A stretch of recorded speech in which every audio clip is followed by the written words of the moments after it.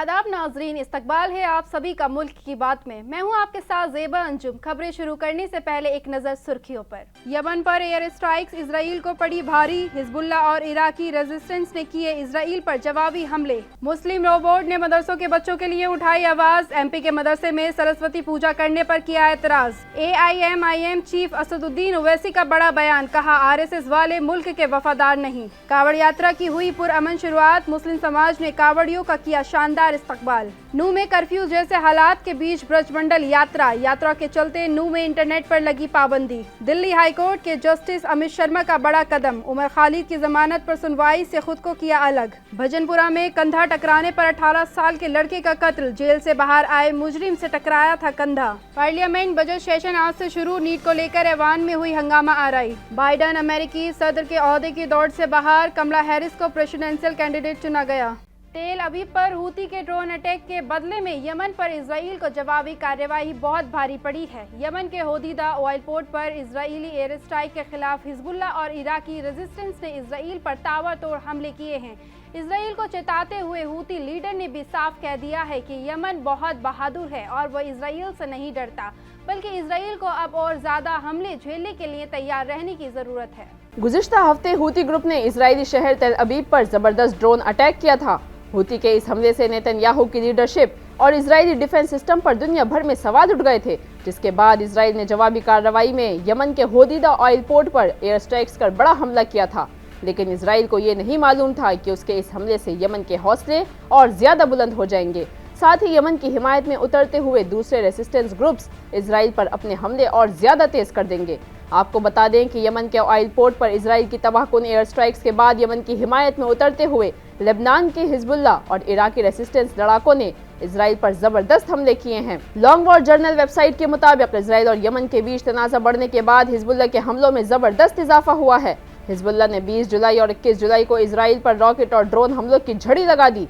Hezbollah ने दावा किया है कि उसने नॉर्दर्न इजराइल में कई ठिकानों पर बड़े हमले किए हैं, जिनमें जरीत, हनीता और किब्बुत्ज दाफना में वाकई इजरायली मिलिट्री साइटें भी शामिल हैं। साथ ही गोलान हाइट्स में भी ड्रोन अटैक किए, जिसमें 2 इजरायली फौजियों के जख्मी होने की खबर है। दूसरी जानिब इराक में इस्लामी रेसिस्टेंस ने भी मकबूजा फिलिस्तीनी इलाकों में अहम इजरायली हदफ को निशाना बनाकर कई हमले किए हैं। न्यूज वेबसाइट प्रेस टीवी के मुताबिक इराकी ग्रुप ने स्टेटमेंट जारी कर कहा कि उसने कब्जे वाले इलत और हाइफा में वाक़ई अहम इजरायली हदफ पर कामिकाज़े ड्रोन और अरकब क्रूज मिसाइल से हमला किया है। इसके साथ यमन के Houthi leader Abdul Malik al Houthi ने अपने खिताब में इजराइल को चेताते हुए बड़ा बयान दिया है। न्यूज वेबसाइट अशरकुल औसत के मुताबिक अब्दुल मलिक ने कहा कि यमनी अवाम इजरायली दुश्मन से सीधे भिड़ने के लिए पूरी तरह तैयार है। यमनी बहादुर लोग हैं। अब्दुल मलिक ने आगे कहा कि इस हमले से इजराइल को कोई फायदा नहीं होगा, बल्कि यमन की जानिब से इजराइल पर अब और ज्यादा हमले किए जाएंगे। इजराइल को लग रहा था कि यमन पर ताबड़तोड़ एयर स्ट्राइक्स करके वो मिडिल ईस्ट तनाज़े की तस्वीर बदल देगा, लेकिन ऐसा लगता है कि सारा खेल ही उल्टा पड़ गया है। इजराइल के खिलाफ रेसिस्टेंस ग्रुप्स के हमलों में और ज्यादा इजाफा हो गया है। मदरसों में बदलाव वाली हुकूमत की तजवीज़ पर all India Muslim personal law board ने एतराज़ जताया है। मुस्लिम पर्सनल लॉ बोर्ड का कहना है कि वो उत्तर प्रदेश और मध्य प्रदेश समेत दूसरी कई रियासतों में अलग अलग तरीके से मदरसों को निशाना बनाने वाले हुक्म के खिलाफ वर्जी करते हैं। बोर्ड ने national commission for protection of child rights की तरफ से TRF से मदारिस के बारे में रियासती हुकूमत को दी गई हिदायत को भी गैर कानूनी करार दिया है। उन्होंने कहा कि ये हिदायत कमीशन के दायरेकार से बाहर हैं। दरअसल उत्तर प्रदेश के चीफ सेक्रेटरी की जानिब से मदारिस के सर्वे करने के बाद जिला सतह के अहदेदारों को गैर मंजूर शुदा मदारिस के तलबा को सरकारी स्कूलों में मुंतकिल करने की हिदायत दी गई थी। इस सिलसिले में 8,449 गैर मंजूर शुदा मदारिस की फहरिस्त बनाई गई थी। मुस्लिम पर्सनल लॉ बोर्ड ने कहा कि इन अजला में जिला मजिस्ट्रेट की जानिब से बच्चों को सरकारी स्कूलों में मुंतकिल करने के लिए दबाव डाला जा रहा है। बोर्ड का कहना है कि ये सर्कुलर और अहदेदारों का दबाव गलत और गैर कानूनी है। All India Muslim personal law board के मुताबिक मदारिस से तलबा को निकालना और सर्कुलर की हिदायत पर उन्हें सरकारी स्कूलों में मुंतकिल करना भी उनके ज़ाती हुकूक पर हमला है। बोर्ड ने कहा कि मुस्लिम तलबा पर RTE एक्ट के तहत बुनियादी तालीम हासिल करने के लिए दबाव डाला जा रहा है और अगर वह ऐसा नहीं करते हैं तो उनके खिलाफ कार्रवाई की धमकी भी दी जा रही है। बोर्ड ने मध्य प्रदेश हुकूमत के उस फैसले पर भी तनकीद की जिसके तहत मदरसे के बच्चों से कहा गया है कि वो हाथ जोड़कर सरस्वती की पूजा करें। मुस्लिम पर्सनल लॉ बोर्ड के मुताबिक चीफ सेक्रेटरी के इस कदम से लाखों बच्चों का तालीमी नुकसान होगा और उन पर जहनी और नफ्सियाती दबाव पड़ेगा। इसके साथ ही all India Muslim personal law board ने रियासती इंतजामिया से इन हिदायत को वापस लेने का भी मुतालबा किया है। मरकजी सरकार ने सरकारी मुलाजमीन पर आरएसएस की सरगर्मियों में हिस्सा लेने पर पाबंदी लगाई थी, जिसे हटाने का दावा किया जा रहा है। ये दावा सबसे पहले कांग्रेस ने किया। अब इस मामले में एआईएमआईएम के सरबराह असदुद्दीन ओवैसी का बयान सामने आया है। उन्होंने कहा कि अगर कोई सरकारी मुलाजिम आरएसएस का रुकन है तो वो मुल्क का वफादार नहीं हो सकता। इसकी वजह यह है कि आरएसएस आइन और तिरंगे के खिलाफ है। वजीर आज़म नरेंद्र मोदी की क़यादत में मरकजी हुकूमत पर हमला करते हुए ओवैसी ने अमला, अवामी शिकायत और पेंशन की वजारत की तरफ से जारी करदा दफ्तरी मेमोरेंडम का इश्तराक किया। इसमें सरकारी मुलाजमीन के आरएसएस के प्रोग्रामों में हिस्सा लेने पर पाबंदी हटाने की बात भी कही गई है। सोशल मीडिया प्लेटफॉर्म एक्स पर दफ्तरी मेमोरेंडम शेयर करते हुए ओवैसी ने कहा कि अगर ये बात सच है तो ये हिंदुस्तान की सालमियत और इतिहाद के खिलाफ है। हैदराबाद के एमपी ने कहा कि आरएसएस पर पाबंदी इसलिए लगाई गई थी कि उसने आइन, कौमी परचम और कौमी तराने को मानने से इनकार कर दिया था। आरएसएस का हर रुकन मुल्क में हिंदुत्व को सबसे ऊपर रखने का हलफ उठाता है। अगर कोई सरकारी मुलाजिम आरएसएस का रुकन है, इसलिए वो मुल्क का वफादार नहीं हो सकता। एक तरफ जहां योगी के नेम प्लेट वाले हुक्म की मुल्क में खिलाफ वर्जी हो रही है, तो वहीं कुछ मुस्लिम लोग इसकी हिमायत करते हुए नजर आए। इसी बीच आरएसएस की हिमायती तंजीम ने बैठक बुलाई और फैसला लिया है कि मुस्लिम समाज कांवड़ियों का दिल खोलकर इस्तकबाल करेगा। साथ ही बताते चले कि सुप्रीम कोर्ट ने इस मामले पर फैसला सुनाते हुए यूपी सरकार के इस फैसले पर रोक लगा दी है। इजलास में यह भी फैसला किया गया कि अपोजिशन के एजेंडे का मुंह तोड़ जवाब देने का वक्त आ गया है, क्योंकि अपोजिशन लीडर मुसलसल शिकस्तों से मायूस हैं। मीटिंग में मौजूद कारकुनान, ओहदेदारान, माहिरीन तालीम, डॉक्टरों और समाजी कारकुनान ने उत्तर प्रदेश के वजीर आला योगी आदित्यनाथ के हुक्म की वफादारी के साथ अमल करने पर यकीन जाहिर किया, जिसमें कहा गया है कि फल, फूल, जूस, रिफ्रेशमेंट और रेस्टोरेंट्स को इजाजत दी जाएगी। उनकी दुकानों, गाड़ियों में फरोख्त किया जाए, लेकिन अपना नाम साफ लिखें। कॉमप्रस तंजीम मुस्लिम राष्ट्रीय मंच ने कहा कि ऐसा इसलिए किया गया है ताकि समाजी हम आहंगी खराब न हो। फोरम ने इस यकीन का इजहार भी किया कि मुसलमान दुकानदार भी हिंदू समाज के अकायद के मुताबिक पाकीज़गी को मद्देनजर रखते हुए अपना सामान फराहम करेंगे और फरोख्त करेंगे। इससे मुल्क की गंगा जमनी तहजीब बरकरार रहेगी और सकाफत को कोई नुकसान नहीं पहुंचेगा। मुस्लिम राष्ट्रीय मंच ने मुतफ़िक़ा तौर पर इस यकीन का इजहार किया है कि मुस्लिम समाज कांग्रेस, समाजवादी और दीगर अपोजिशन जमातों की तकसीम की कोशिशों का शिकार हुए बगैर पूरे ईमान और खुले दिल के साथ कांवड़ियों का इस्तकबाल करेगा। मंच ने यकीन जाहिर किया है कि हर साल की तरह इस साल भी कांवड़ियों के लिए एक कैंप का इनेकाद किया जाएगा और उन्हें फूलों की बारिश, ठंडे पानी के छींटे, पानी, फल, जूस, लंगर और पाकीज़ा माहौल से तरोताज़ा किया जाएगा। मध्य प्रदेश के खंडवा में गैर मुस्लिम left wing leader Ashok Paliwal की क़यादत में फ़िलिस्तीन हिमायतियों के खिलाफ नफरत से भरी मुहिम चलाई गई। वायरल हुए एक वीडियो में पालीवाल को फ़िलिस्तीन की हिमायत करने वालों को मुल्क का गद्दार बताते हुए और लोगों को उन पर हमला करने और उन्हें मारने के लिए उकसाते हुए सुना जा सकता है। हिंदू दाएं बाजू की तंजीमों के अरकान खंडवा के सड़कों पर इजरायली झंडे लहराते हुए और फिलिस्तीन के साथ इजहार यकजहती करने वाले किसी भी शख्स के खिलाफ तशद्दुद की धमकियां देते नजर आए। ये नफरत अंगेज मुहिम मुहर्रम के जुलूस के बाद शुरू हुई, जिसमें मुसलमानों ने फिलिस्तीन के झंडे लहराए थे। बिहार, उत्तर प्रदेश और कश्मीर में पुलिस ने कई मुस्लिम नौजवानों को सेक्शन 197 BNS के तहत फिलिस्तीनी परचम लहराने पर गिरफ्तार किया था। पालीवाल ने फिलिस्तीनी परचम लहराने वालों पर हमास दहशतगर्द ग्रुप की हिमायत करने का इल्जाम लगाया, जो गजा पर इसराइल की नस्ल कुशी की जंग के खिलाफ एहतजाज कर रहा है। मुस्लिम मुखालिफ जज्बात सिर्फ मध्य प्रदेश तक महदूद नहीं हैं। हिंदुस्तान भर में मुहर्रम के जुलूसों में फिलिस्तीनी परचम लहराने पर लोगों को गिरफ्तार किया गया। 10 जुलाई को उत्तर प्रदेश के भदोही जिले में फिलिस्तीनी परचम लहराने पर एक शख्स को हिरासत में लिया गया था। इसी तरह 15 जुलाई को बिहार के नवादा जिले में भी इसी वजह से 3 लोगों को गिरफ्तार किया गया था। जम्मू कश्मीर पुलिस ने भी कई लोगों को गिरफ्तार किया था, क्योंकि कश्मीर के श्रीनगर में मुहर्रम के जुलूसों में शिरकत करने वाले लोगों को फिलिस्तीनी परचम लहराते हुए और अमेरिका और इजराइल मुखालिफ नारे लगाते हुए देखा गया था।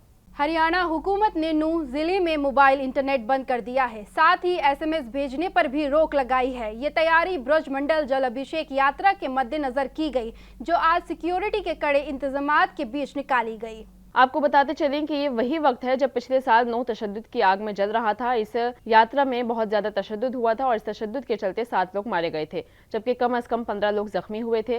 पुलिस एहलकार भी जख्मी हुए थे। हरियाणा हुकूमत के हुक्म के मुताबिक जिला नूंह में 21 जुलाई की शाम 6 बजे से मोबाइल इंटरनेट बंद कर दिया गया है। वाज़ेह रहे कि 22 जुलाई की शाम 6 बजे तक मोबाइल इंटरनेट बंद रहेंगे। बताया गया है कि जिला नूंह में कशीदगी, परेशानी, हंगामा आराई, सरकारी और निजी इमलाक को नुकसान पहुंचने, अवामी अमन और हम आहंगी को बिगड़ने का खदशा है, जिसके चलते इंटरनेट पर पाबंदी आयद कर दी गई है। फेसबुक, ट्विटर के फैलाव को रोकने के लिए यह फैसला किया गया है। पुलिस ने तैयारियों के बारे में बताया कि ड्रोन के जरिए कड़ी निगरानी की जा रही है। पुलिस और नीम फौजी दस्तों के तकरीबन 2500 एहलकार तैनात किए गए हैं। पुलिस ने गाय के मुहाफिज बिट्टू बजरंगी को यात्रा में शिरकत करने की इजाजत देने से भी इनकार कर दिया है। उधर ऑल इंडिया इमाम ऑर्गेनाइजेशन के चेयरमैन डॉक्टर इमाम उमर अहमद इलियासी ने कहा कि पिछली बार तशद्दुद की वजह से मुसलमानों को दागदार किया गया था और इस बार इस सफर को कामयाब बनाकर उस दाग को धोने का ये अच्छा वक्त है। दिल्ली साल 2020 के दंगों के वक्त से सजा काट रहे जवाहरलाल नेहरू यूनिवर्सिटी के तालिबे इल्म उमर खालिद की सजा खत्म होने का नाम नहीं ले रही है। दिल्ली हाईकोर्ट ने उमर खालिद की जमानत वाली अर्जी पर सुनवाई करने से खुद को अलग कर लिया है। आपको बता दें कि इब्तिदाई तौर पर यह समाअत जस्टिस प्रतिभा एम सिंह और जस्टिस शर्मा की डिवीजन बेंच के सामने तय की गई थी। समाअत के दौरान जस्टिस सिंह ने रिमार्क्स दिए, उसे किसी और बेंच के सामने जाना पड़ेगा, जिसके बाद इस समाअत को मुंतकिल करने का फैसला किया गया। अदालत ने हिदायत की है कि केस को 24 जुलाई को एक अलग बेंच के सामने दर्ज किया जाए, जिसमें जस्टिस शर्मा को शामिल नहीं किया जाएगा। उमर खालिद को दिल्ली पुलिस ने सितंबर 2020 में गिरफ्तार किया था। उन पर शर्जील इमाम और दीगर के साथ मिलकर फसादात के पीछे मास्टरमाइंड होने का इल्जाम लगाया गया था, जिसके नतीजे में 53 अफराद हलाक और 700 से ज्यादा जख्मी हुए थे। शहरियत तरमीमी कानून यानी कि CAA और national register of citizen NRC के खिलाफ मुजाहिरों के दरमियान ये तशद्दुद भड़क उठा था। उत्तर प्रदेश में आई योगी हुकूमत के नेम प्लेट वाले हुक्म के बाद से सियासी हलचल जारी है। हालांकि इसकी हिमायत कई मुस्लिम तंजीमें कर रही हैं। हमारे नुमाइंदे ने इसी सिलसिले में समाजवादी पार्टी के राजभर से मुलाकात की।